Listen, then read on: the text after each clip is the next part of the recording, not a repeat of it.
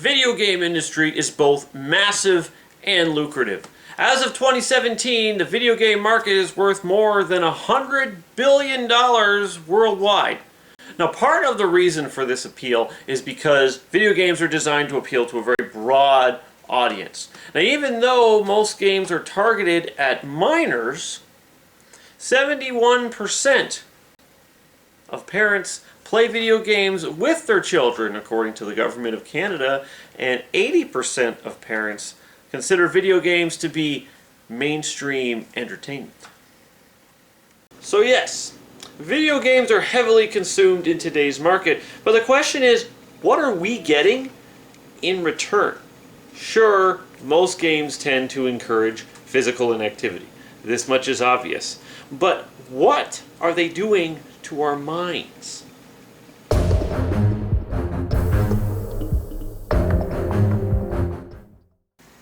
One study identified the positive effects of gaming. The study, entitled The Association Between Video Gaming and Psychological Functioning, published in Frontiers in Psychology back in July 2019, stated, video gaming is known to have some benefits such as improving focus, multitasking, and working memory. Oh, so video games are good for you. But it may also come with some costs when it is used heavily.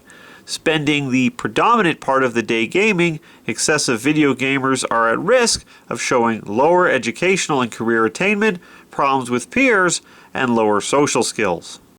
Oh. So video games are bad for you. The authors of this study go on to explain that whether or not video game use is good or bad for you is really based on two factors: motivation for playing and the duration of play. The authors go on to state that using video games to distract oneself from stress was clearly connected to a high level of psychological symptoms.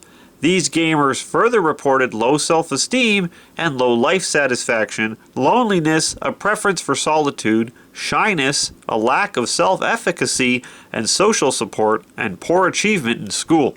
The authors go on to note that when there are more online connections, there are higher levels of general positive effect. Along with that, they state, it is interesting that for gamers who played video games because of the storyline and for relaxation, there is a relation only to positive but not to negative effect while playing. Thus, according to this study, if somebody is using a game in order to escape their reality, then this is when gaming is bad for you. But if somebody is playing a video game just to socialize and interact with friends or to investigate the game's content, then the effects of gaming can actually be positive. But the connection with friends is a two-edged sword. As the study further states, positive effect while playing and a larger number of online friends were the strongest unique predictors of potentially problematic video game use, followed by psychological symptoms, a lack of offline connections, and poor school performance. These findings suggest that, on one hand, independent of one's psychological conditions, enjoying oneself during gaming, i.e. experiencing positive effect, connecting with online friends, may go along with potentially problematic use of video games. Nelson Gaming reported in 2017 that gamers spend 12% of their leisure time playing video games. As you can see from this diagram, social events matter more than gaming, but when gaming becomes one social event, then there's a risk for mental health problems if it keeps players on the games too long. Internet gaming disorder appears in the DSM-5. Where it states on page 796 and 797 that internet gaming disorder is a pattern of excessive and prolonged internet gaming that results in a cluster of cognitive and behavioral symptoms, including progressive loss of control over gaming, tolerance, and withdrawal symptoms analogous to the symptoms of substance use disorders.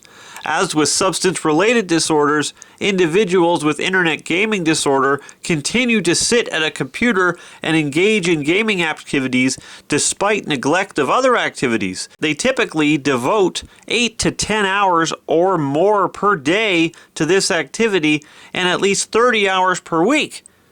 If they are prevented from using a computer and returning to the game, they become agitated and angry. They often go for long periods without food or sleep. Normal obligations such as school or work or family obligations are neglected. Mind you, it appears in Section 3, which means it's not an officially recognized disorder, as more study is required in order for it to become official. But the fact that it appears in the book at all is a good sign that psychologists are catching on to the effects that video games are having on mental health. In conclusion, video games, like so many other things, can be either good or bad for you based on why and how long you're using them.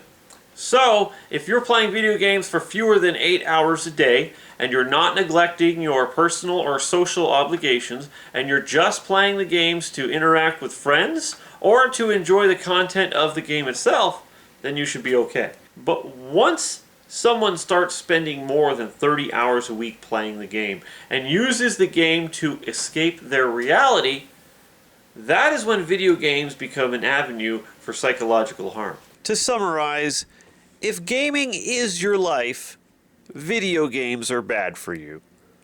But if gaming is just part of your life, video games are just fine.